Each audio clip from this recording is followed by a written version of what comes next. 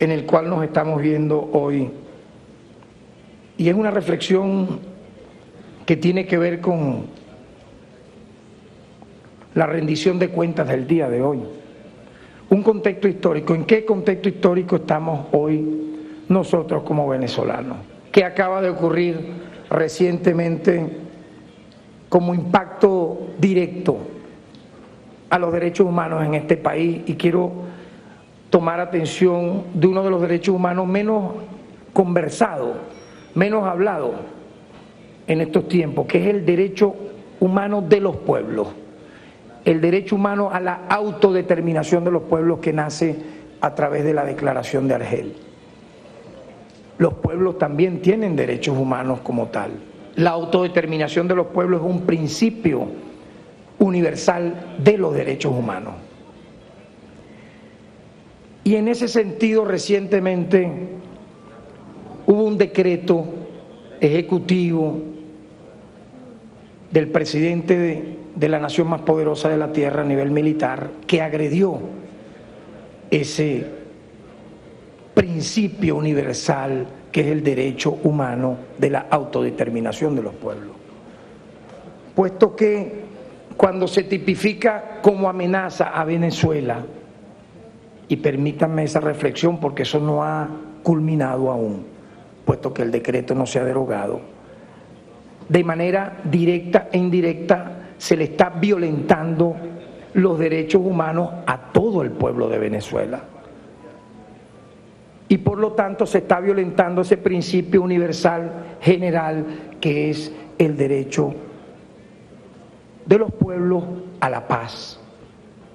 Por lo tanto, es bien importante que esta Asamblea Nacional, que está llamada a propiciar el diálogo y el debate y leyes que impliquen el desarrollo de estos derechos humanos, no le dé una especie de saludo a la bandera o una burla, o utilice el decreto emitido que no ha sido derogado como una especie de campaña para disminuir o minimizar lo que hoy debe ser la unidad nacional para rechazar ese decreto que atenta en contra de los derechos humanos de nuestro pueblo para vivir en paz. Por lo tanto, permítanme que pueda, como defensor del pueblo de la nación venezolana, reflexionar incluso a los que no creen que eso no es con ellos, que efectivamente es contra todos nosotros, porque solamente, diputados y diputadas, 9 veces los Estados Unidos de América ha emitido decretos similares a esto. No es una costumbre, no es que lo hacen cuando le da la gana al jefe de Estado de turno, sino lo hace en casos excepcionales cuando considera que un país, en este caso incluimos a Venezuela, se convierte según ellos en una amenaza para su seguridad nacional. Voy a hablar solo de 2 ejemplos de cuando esto se traduce ya en una consecuencia. Cuando el decreto pasa a ser una firma y comienza a desarrollarse. Similares decretos se escribieron como preámbulo a la invasión de Irak, a la intervención en Libia y a la invasión a Afganistán. ¿Cuál fue la consecuencia final?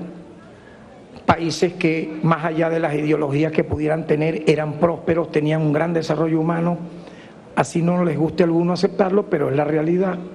Tenían desarrollos importantes a nivel social y hoy están diezmados, arruinados, destruidos, con enfermedades producto de las armas químicas usadas que van a tener 1, 2 y 3 generaciones de crítica en su salud, con cáncer ya inoculado producto de esas armas químicas.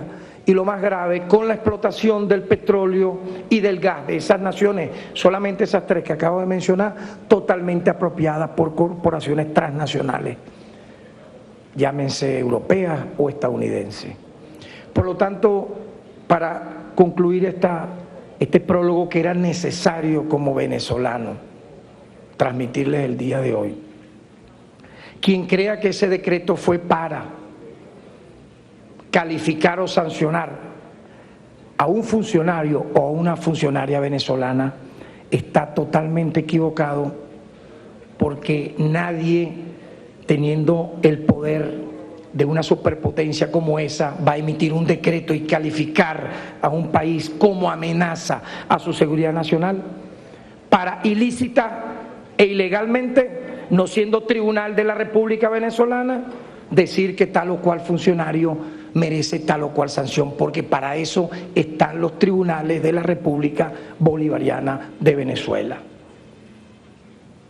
Aparte de la violación clara del derecho internacional, de la violación clara de las normas de convivencia, nuevamente los Estados Unidos cree convertirse en policía y juez del mundo para, en este caso, agredir a la nación venezolana. A pesar de que ha habido, diputados y diputadas, una confusión, lo siento así, una contradicción de, vamos a decirlo de alguna buena fe, en sectores de la población, otro sector sabe claramente y ha guardado silencio, tal vez por cálculos políticos, para no rechazar el decreto. A pesar de eso, la movilización institucional del Estado, la movilización popular de vastos sectores de las comunidades, la movilización internacional de todos los organismos multilaterales existentes en el planeta, desde el grupo de los 77 más China, más toda América prácticamente agrupada en la CELAC, en UNASUR y el ALBA, pero particularmente por la claridad moral, ética, espiritual de este pueblo, podemos decir que ese decreto ha sido derrotado política, moral, diplomática y jurídicamente. Y jurídicamente también. Ha sido derrotado. Y es una hazaña, si me permiten, es una hazaña porque ha sido la primera vez que un decreto de esta magnitud prácticamente ha tenido que echarse para atrás, dibujarse y contradecirse quien lo firmó, diciendo que la amenaza que él había proferido no era tal. La amenaza no era amenaza, o sea, eso es un trabalengua al mejor o al peor estilo de Cantinflas.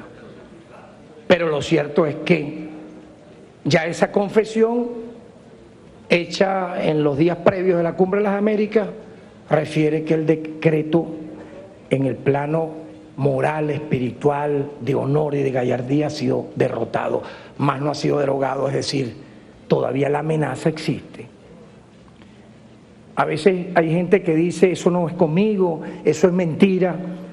Así decían en muchos países cuando ese decreto se emitió y ya vimos las consecuencias. No me cabe la menor duda que no era para sancionar a 7 funcionarios, era para iniciar una ola de desestabilización en este país, y todos queremos la paz en este país. Yo estoy seguro que los que están aquí sentados, diputados de la oposición, todos los que están sentados acá, diputados afectos al gobierno, todos sin excepción queremos vivir en paz. Yo dificulto que uno de ustedes diga, no, yo no quiero, yo quiero caerme a golpe con mi vecino, caerle a plomo a mi adversario con quien discute y matarlo y que me maten a mí. O sea, es imposible creer eso.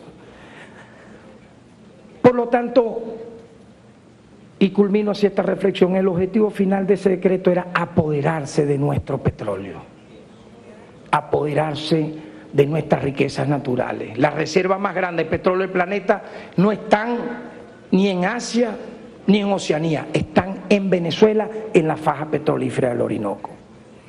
Allí están los chinos, están los iraníes, también están los estadounidenses, los argentinos. Es decir, ahí el Estado venezolano ha permitido la participación múltiple de las naciones.